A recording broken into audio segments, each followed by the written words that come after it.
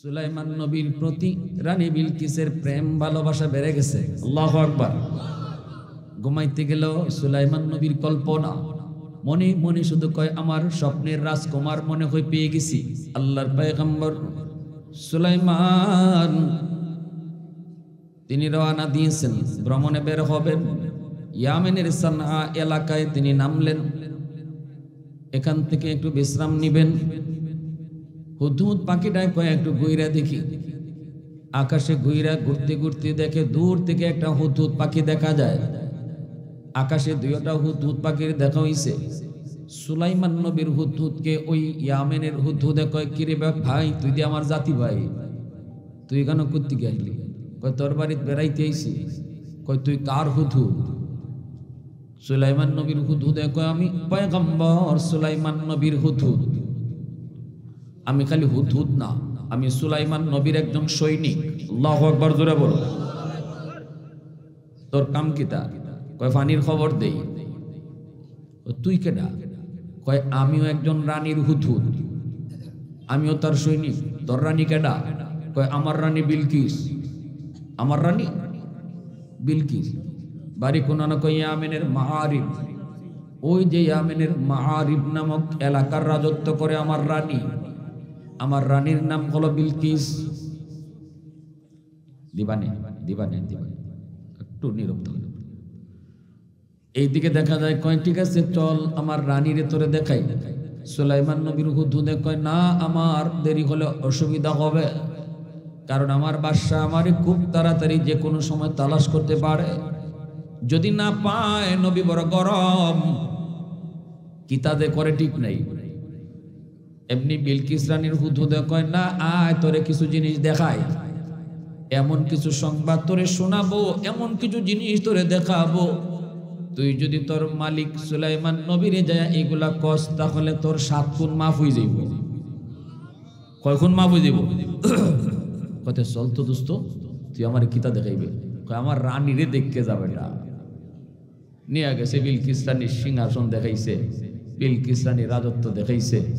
দেখাইয়া দেখাইয়া কয় এই যে দেখ, তার ধন বল জন সর্বদিক দিয়ে আল্লাহ কোরআনে সূরাতুন নামলে কইছে বিলকিস রানীর আল্লাহ সবই দিয়েছিল, জনে বনে ধনে সব লাইনে, কোনো কম নাই। হ্যাঁ, 17,000 শুধু খালি সেনাপতি, আর এক একজনের অধীনে 1 লক্ষ করে সৈন্য। কিতা বুঝেন? 17,000 সেনাপতি আর এক একজনের অধীনে 1 লক্ষ করে সৈন্য। তো কেমন বাহিনীটা ছিল না বড়? মাতুন না, অঙ্ক জানুন না আপনারা। এখন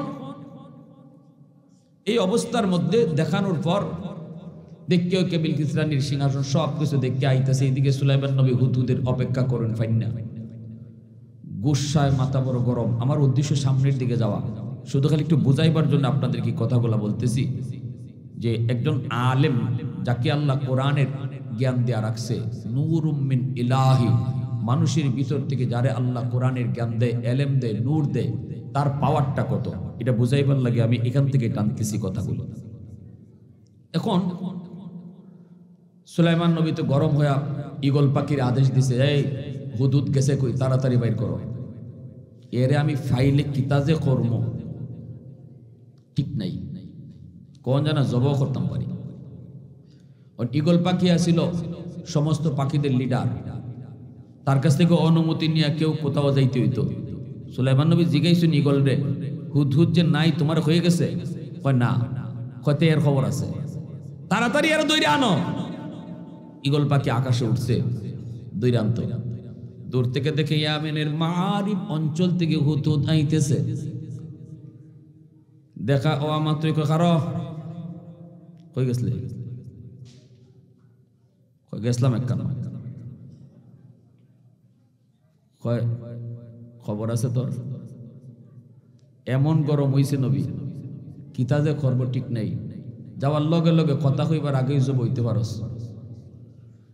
সুলাইমান নবী হুদহুদে কয়, নবী আমারে মারব না কাটবো, এটা নবীর ব্যাপার, তুই চোখ লাল করস কে লাগি?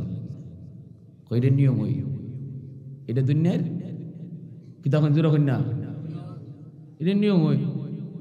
আরে কোর্ট নিয়ে জজে শাস্তি দিব পরে, এর আগেই থানাত পুলিশে মাইরে তার আড্ডি গুড্ডি চালায়, ঠিক না?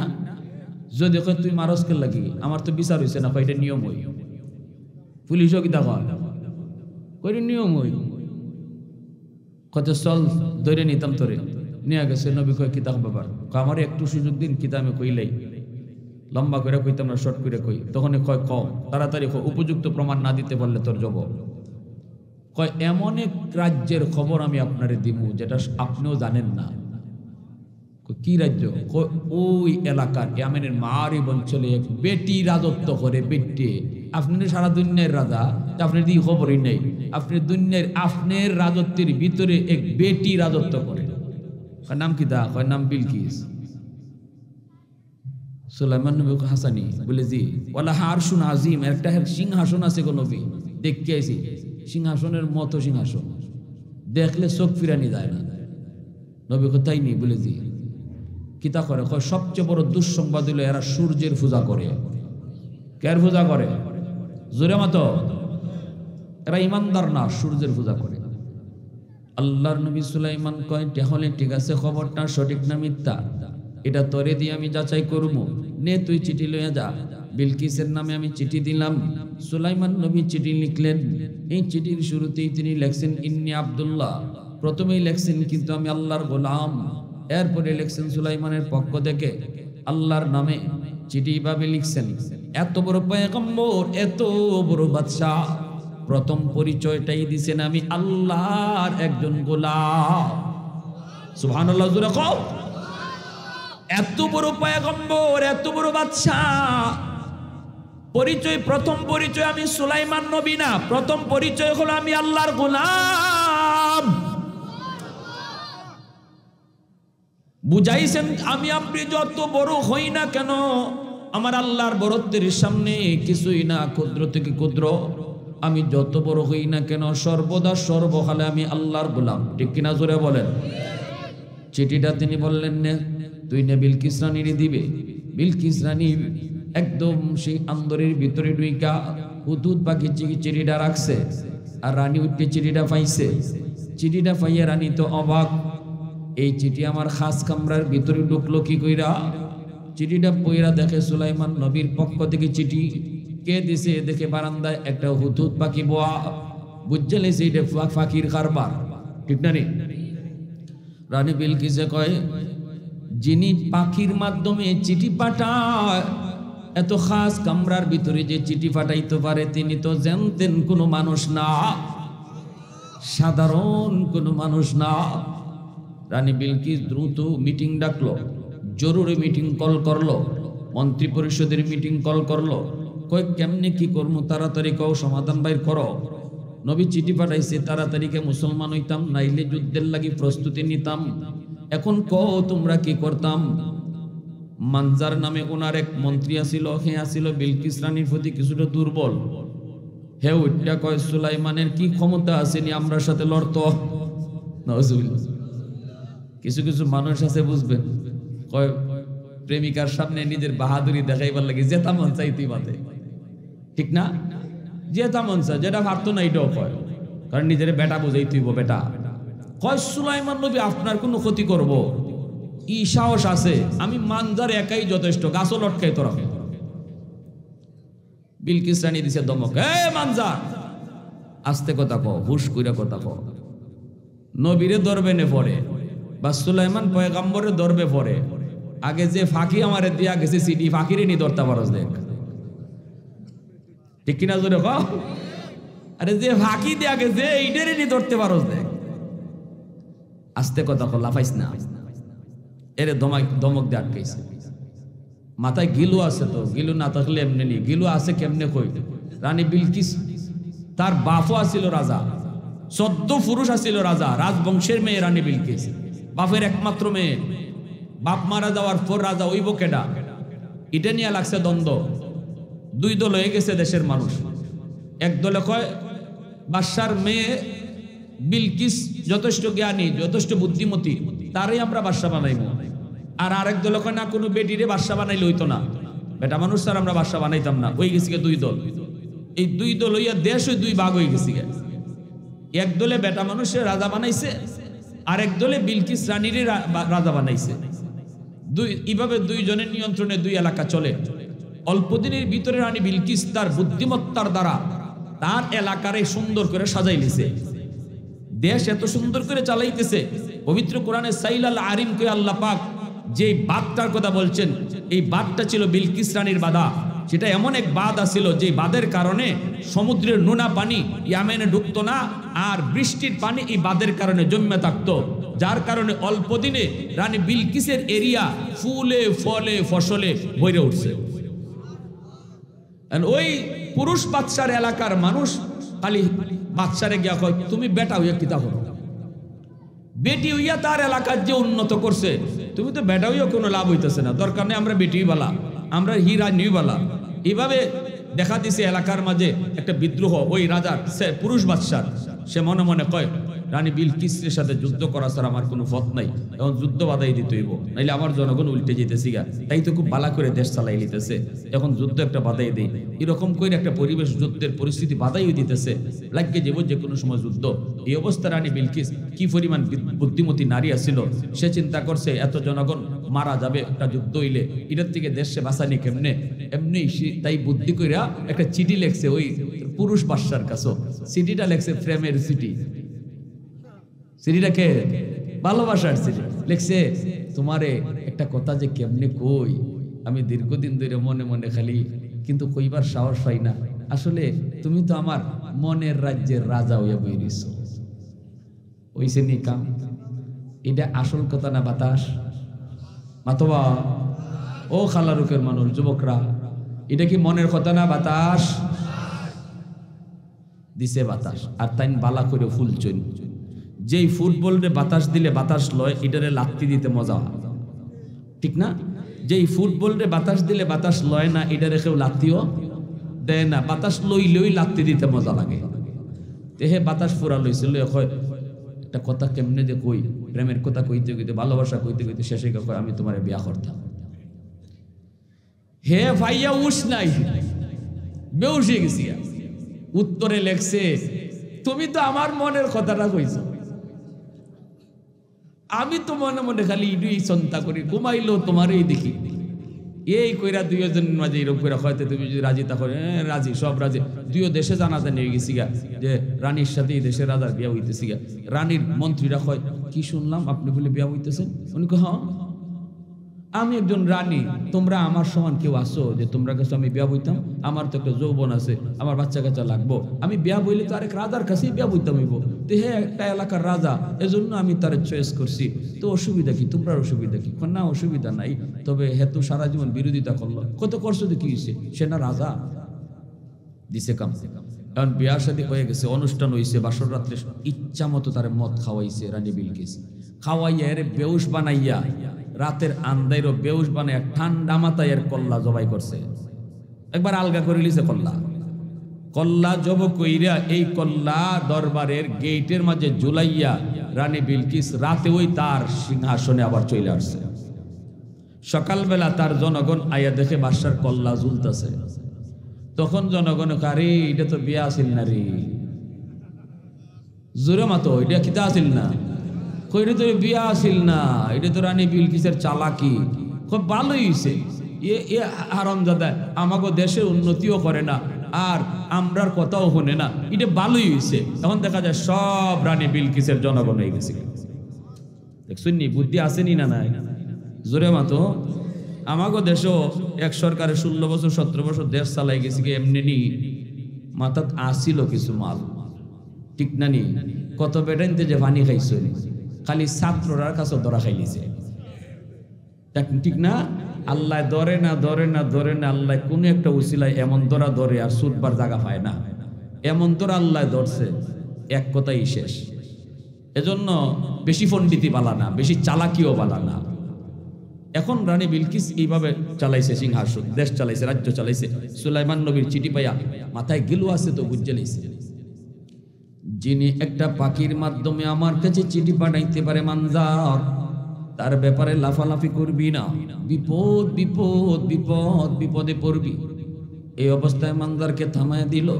রানী বিলকিসে কয়, শোনো, আমি একটা পরীক্ষা করব, আমি পরীক্ষা করে দেখব ইনি শুধু নবী, ইনি শুধু বাদশাহ নাকি নবীও, ইনি শুধু বাদশাহ নাকি নবীও। যদি ইনি শুধু বাদশাহ হয়, নবী না হয়, তাহলে ওনার সাথে যুদ্ধ করা সম্ভব।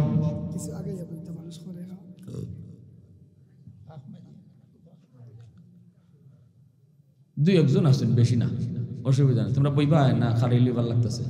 ওই দেখছেন কেন লাগে আমি আর কষ্ট দিতাম, তার লাগে কোনো দরকার নেই। সুন্দর বসা আছে, সবাই নিরিবিলি কথা কইতে দেন। যারা ওখানে জায়গা আছে বওয়ার মতো সুযোগ সুবিধা আছে, শোনেন আমার কথা, মনোযোগ আমার দিকে আছে আপনাদের। কার কার আছে একটু হাত উঠে আল্লাহরে দেখান। মাশাআল্লাহ, আল্লাহ তুমি কবুল করো।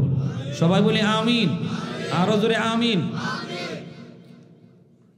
কয় আমি পরীক্ষা করবো, দেখেন কি বুদ্ধি। কয় পরীক্ষা করে দেখবো ইনি শুধু বাদশাহ নাকি আল্লাহর নবীও। যদি উনি বাদশাহ শুধু হয়, নবী না, তাহলে যুদ্ধ করা যাইতে পারে। কি কয় দেখেন। আর যদি আমার পরীক্ষায় প্রমাণিত হয় ইনি শুধু বাদশাহ না, ইনি আল্লাহর নবীও, তাহলে ফসমও ফালাইতে পারতায় না। কারণ নবীরা নিজের শক্তিতে লড়ে না, নবীরা লড়ে আল্লাহর শক্তিতে। আল্লাহু আকবার, জোরে কাও আলহামদুলিমান কাদ্দারা খাইরাম ওয়া খাবালা। আলহামদুলিমান কাদ্দারা খাইরাম ওয়া খাবালা ওয়া শুকরু লিমান সাওয়ারা হুসনাম ওয়া জামালা। ফারদুন সামাদুন আন সিফাতিন খালকি বারিউন রব্বুন আযালিয়্যুন খালাকাল খালকা কামালা।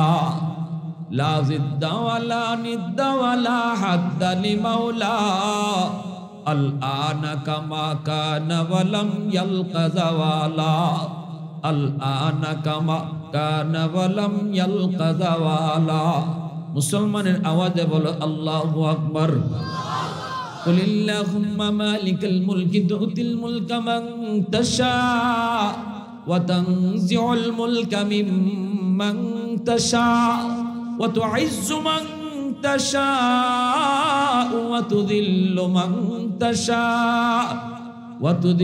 من تشاء بيدك الخير إنك على كل شيء قدير।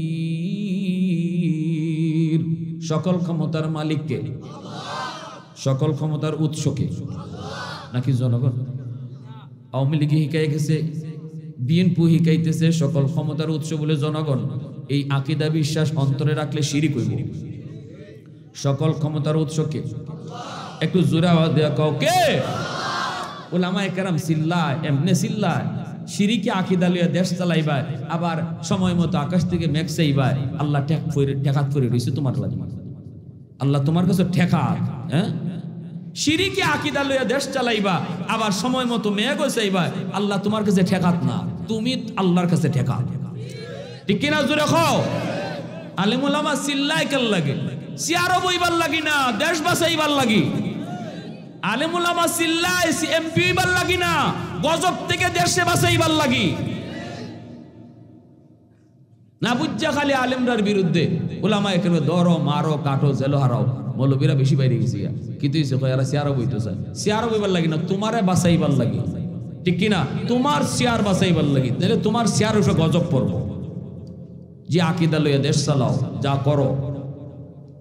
প্যারে হাজিরিন, এবার মন্ত্রী পরিষদ কয় ঠিক আছে, কি পরীক্ষা করবেন আপনি? কয় পরীক্ষাটা হলো আমি 1000 স্বর্ণের ইট দিমু সুলাইমান নবীর কাছে হাদিয়া। নাম লইমু হাদিয়া, মূলত আমি জানি এটা ঘুষ। আমি জানি কি ঘুষ। ইনি যদি 1000 স্বর্ণের ইট গ্রহণ করে, তাহলে বোঝা গেল ইনি নবী না, ইনি খালি বাদশাহ। ইনার লোভ আছে। নবীর কোনো লোভ থাকতে পারে না। 2 নম্বর একটা পরীক্ষা করবো, একটা পাথর দিমু। পাথর, এই পাথরটার ভিতরে থাকবো চিকুন একটা ছিদ্র। এই ছিদ্রটা পাথরের ভিতরে থাকবো আঁকা বাঁকা। এই পাথরটার ভিতরে নিয়ে একটা সুতা ঢুকায় দিত। এটা মানুষের পক্ষে সম্ভব না। এই 2টা জিনিস আমি দিয়া মানজারকে কই, মানজার যা যা 100টা স্বর্ণের ইট নিয়ে তুই যা, আর এই পাথরটা লইয়া যা, যাইয়া ওনাকে বলবি যেন সুতা ঢুকায় দেয়। মানজার রওয়ানা দিছে লোক লইয়া। এইদিকে হুতুত পাখি আইসা কই নবী গো, রানী বিলকিস আপনার চিঠি পইরা এই কইছে, এই ওইছে, এখন এই ওইতাছে আইতাছে। কিতা লইয়া কয় 1000 স্বর্ণের ইট লই আইছে, আপনারে ঘুষ দিত।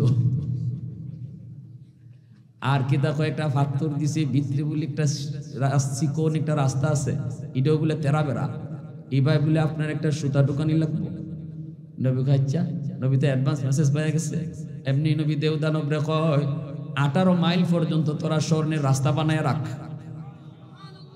100 ইট লই যাইতেছে ফকিন্নির ফকিন্নি, 1000 ইট লই যাইতেছে, আমার ঘুষ দিত। 18 মাইল স্বর্ণের রাস্তা বানাইলা। আর এইরকম 18 মাইলের ভিতরে 1000 স্বর্ণের ইট রাখার মতো জায়গা ফাঁকা রাখবে। 1000 ইট স্বর্ণের ইট রাখার মতো জায়গা রাস্তা কি রাখবে? ফাঁকা রাখবে। আর দুইও সাইডে দিয়ে গরু ছাগল বাইন্দা রাখবে, গরু ছাগলে যেন সে না এলে দায় স্বর্ণের উপরে। বুঝিনি খা মানজার 1000 স্বর্ণের ইট লই আইতেছে, লোকজন লই আইতেছে ঘুষ দিত। আইয়া যখন 18 মাইলের ভিতরে ঢুকছে, কইটা গীতা দেখা যায় চকচক করে, ফাউ দিয়ে ওই দেখে শোনা শোনা লাগে। কই কিতাবে এটা হাসুই শোনা না ডুপ্লিকেট, একটু দেখছেন? স্বর্ণটারে পরীক্ষা করার জন্য পাথর দিয়ে ঘষা দিয়ে দেখি 100% 22 ক্যারেটের সোনা।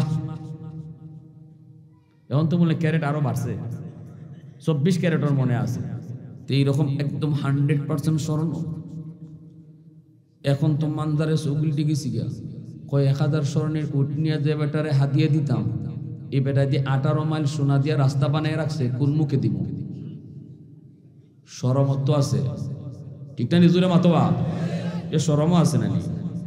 একটু দূর আগে দেখে কিছু জায়গা ফাঁকা দেখা যায়, কই রে কিরে এখানে ইট নাই কেন লাগে?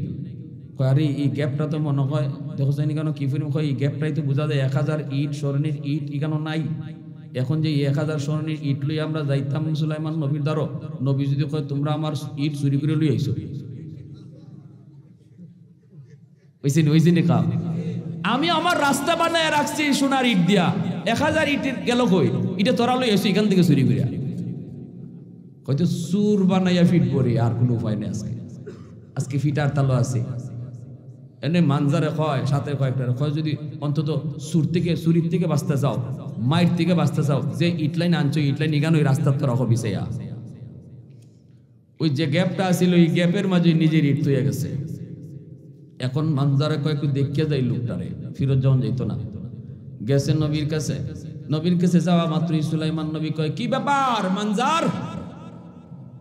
এর আসমান ভাঙ্গে পড়ছে, আল্লাহ সিরিয়া জীবনে কোনোদিন আইলাম না, আমার নাম জানলো কেমনে? এই হাই রে কিতা যে ওই বললা আজকে আল্লাহ জানে, আমি তো কত কথা কইছি, ঠিক না? এর ভিতরে কিন্তু বন্ধুরও আছে।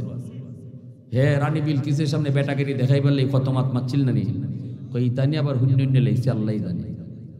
সুলাইমান নবী কয় মানজার তোমার রানী আমার সিটির উল্টা বুঝছে, ভুল ব্যাখ্যা বুঝছে, রং নাম্বারে ডায়াল দিছে, কল করছে রং নাম্বারে, আমারে তোমার রানী কিনতে চাইছে।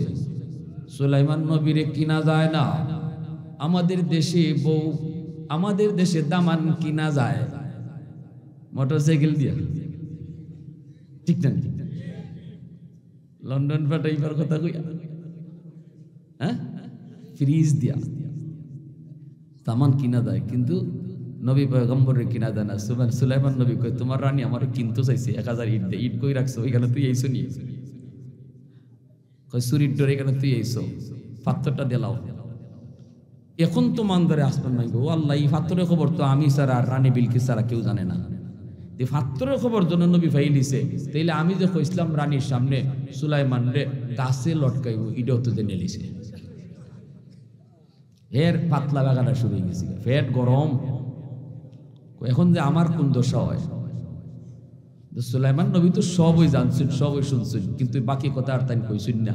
না কই এখন পাথরটা দেও, পাথরটা দিছে পরে সুলাইমান নবী একটা ফিফরারে ডাকছেন, খারে ডাকছেন, রাস্তা তো ফাত্তরের ভিতরে রাস্তা তো শুরু না নেই, এই শুরু রাস্তাতে যদি সুতার দোকানি লাগে তো এটা মানুষের দ্বারা সম্ভব, এটি ফিফরায় পারবো।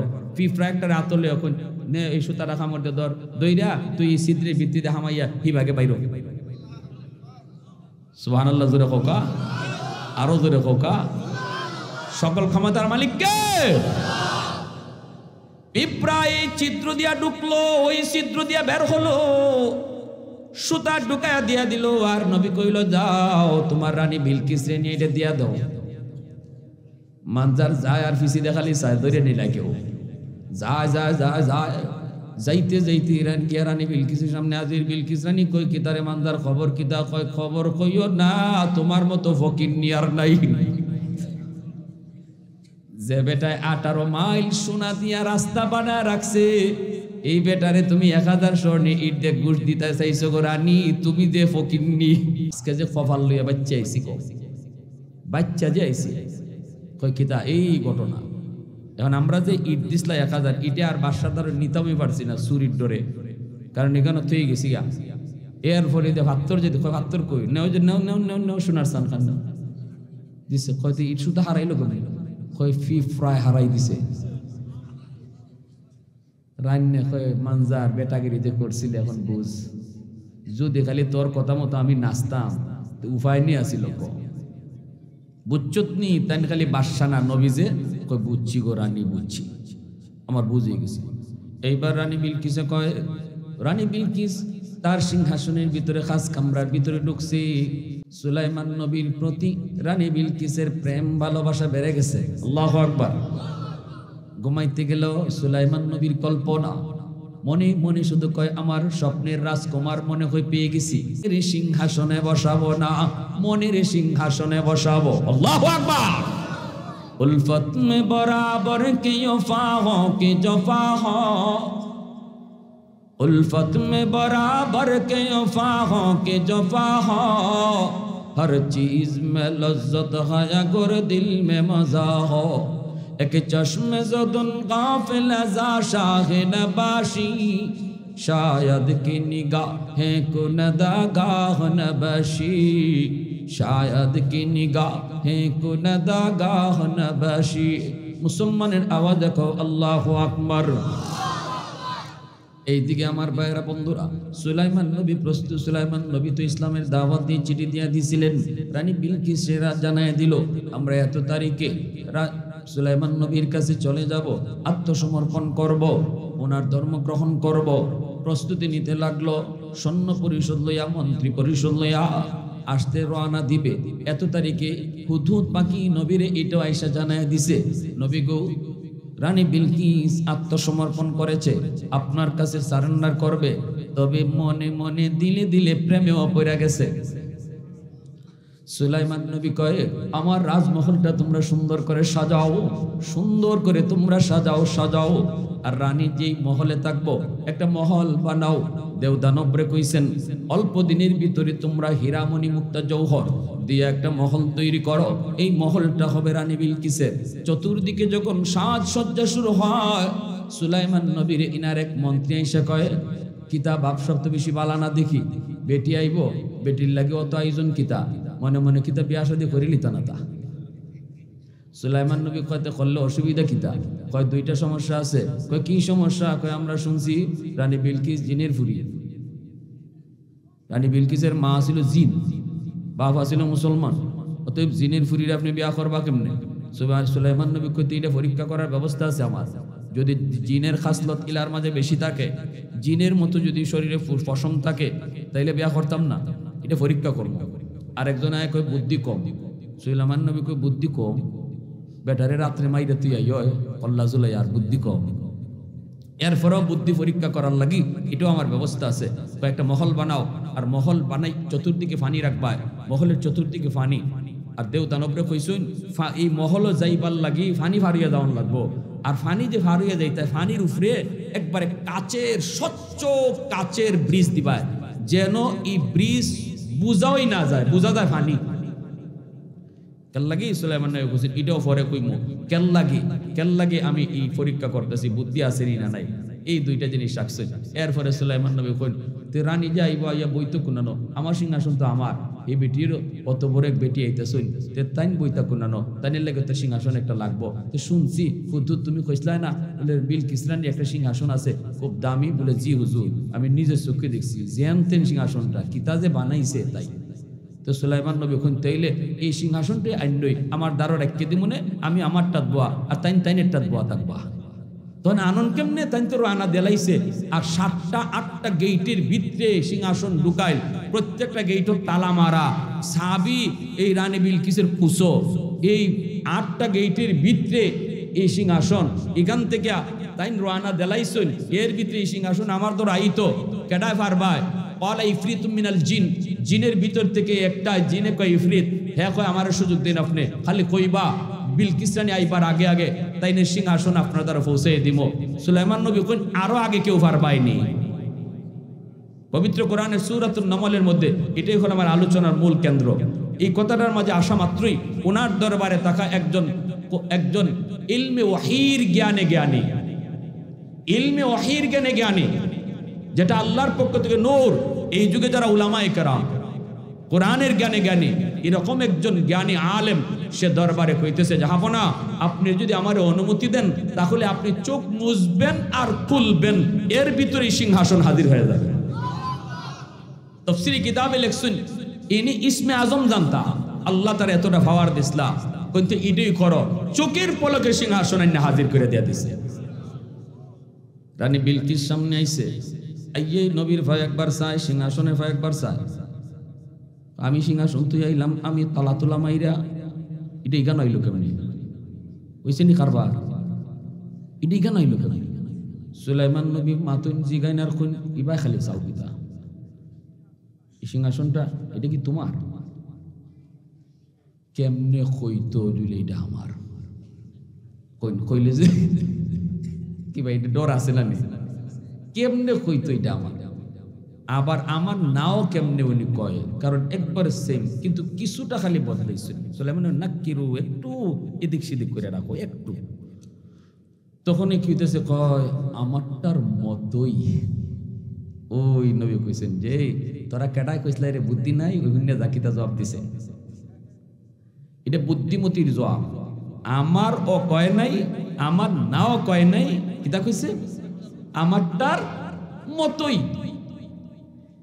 এরপরে নবী কইতে যাও তোমার মহলে যাও, মহলে যাওয়ার সময় গিয়ে দেখালি ফানি, ওন ফানি দেখে উনি ফাউ তুলা দিছে। ফানি দেখলেও তো আমরা স্বাভাবিকভাবে মানুষের অভ্যাস হলো কাপড় তুলন দেওয়া, ঠিক না?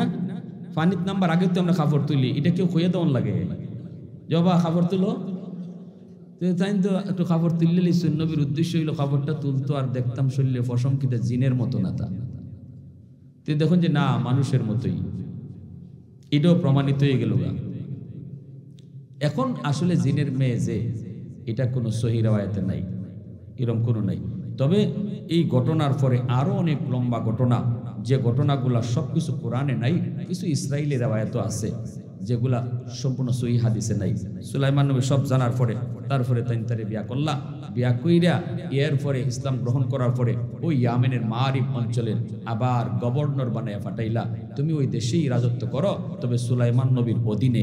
এজন্য কোনো মহিলা বাদশা হইতে পারে না, সে কোনো একটা কি কয় ডিস্ট্রিক্টের জজ হইতে পারবে, সে কোনো একটা এরিয়ার গভর্নর হতে পারবে, তার উপরে ঊর্ধ্বতন অফিসার অথবা একজন কমান্ডার থাকতে হবে যার অধীনে সে কাজ করবে, ঠিক কিনা জোরে বলেন? এজন্য আমার ভাইরা আল্লাহর নবী কয় জানো না উলামায়ে কেরামের পাওয়ার, তোমরা জানো না, তোমরা বুঝো না। আসমান জমিনের আর যত মাখলুক আছে সবাই বুঝে, সবাই বুঝে, সবাই বুঝে। এজন্য নুরুদ্দিন গওহরপুরী রাহমাতুল্লাহি আলাইহি সিলেটের জমিন থেকে তিনি ময়মনসিংহ যাইতেন, আসরের নামাজ পড়েছেন তিনি সিলেটে, মাগরিব পড়ছেন যায় ময়মনসিংহে। কোন বিমানে যাইতেন? কোন বিমানে যাইতেন? কয় কোনো বিমান না, নুরুদ্দিন গওহরপুরী রাহমাতুল্লাহি আলাইহি জিনরা ওনাকে এক জায়গা থেকে আরেক জায়গায় পৌঁছায় দিত। ওই যে চুনারোঘাটে 7 দিন ব্যাপী তফসির হয়, আমিও একদিন তফসির করি। হুজুররা কয় হুজুর একদিন আমাদের এখানে মাহফিল করলেন, রাত 2টা বাজে। হুজুরা কয় আমি চলে যাব গহরপুর, আমারে তাড়াতাড়ি তোমরা গহরপুর চলে যাব। আমি চলে যাব। কইয়ে হুজুর নেমে গেছেন। আমরা বললাম হুজুর এত রাতে কেমন করে গহরপুর পাঠাবো? হুজুর কয় আমি কি বলছি তোমরা ফাটাও? আমি কইছি আমি যাই মুগা। এই বইলা তিনি বাজারে চলে আসছেন, মাদ্রাসা থেকে নামছেন, রাত বাজে 2টা, কোনো গাড়ি নাই, ঘোড়া নাই, কোনো রিক্সা নাই, কিছু নাই, হুজুররা সবাই দাঁড়ানো আর ঘর ফরিসাবও দাঁড়ানো। ওই জায়গার হুজুররা আমার নিজের মুখে কইছেন, হুজুর আমরা হঠাৎ করে দেখি শা করে সাদা রঙের প্রাইভেট কার, মাথার মধ্যে একজন সাদা জুব্বা, সাদা পাগড়ি আর সাদা জুব্বা ড্রাইভার, সাদা একটা প্রাইভেট কার লইয়া হুজুরের সামনে আইসেই দাঁড়ায় সালাম দিয়া কয়, হুজুর গাড়িতে বসেন। হুজুরও গাড়িতে বসলেন, আমরা গাড়ি থামায় দিলাম। কে ভাই তুই কে? গাড়িটা কোথায় রাখো, কি তোমার পরিচয়? হুজুরে কোথায় নিয়ে যাইতেছো, নাকি মারবায়? কই কোনো জবাব দেয় না। আমরাও গাড়ি যাইতে দেই না, এমনি হুজুরে লাঠি দিয়ে আমরা মারই না। আর কইন এ তোমরা এরে খিতা জিগাও, এরে তোমরা খিতা জিগাও। এ মারতে পারিনি, এ মানুষ নিয়ে মারতো। জোরে কও না সুবহানাল্লাহ, আরো জোরে সুবহানাল্লাহ। এজন্যই নবী কয়, ইন্নাল আলিমা ইয়াস্তাগফিরু লাহু মান ফিল আরদ ওয়া মান ফিস সামা হাত্তাল হিতানু ফি জাওফিল মা। অতএব আপনাদের এলাকার এই মাদ্রাসার ছাত্রগুলার কদর করবেন। আল্লাহর নবী কয়, যত কদর বেশি হবে আল্লাহর রহমত সমাজে তত বেশি নামবে। কারা কারা মাদ্রাসার দিল থেকে মহব্বত করবো, হাত উঠে আল্লাহর দেখান। আল্লাহ তুমি কবুল করো, সবাই বলি আমিন।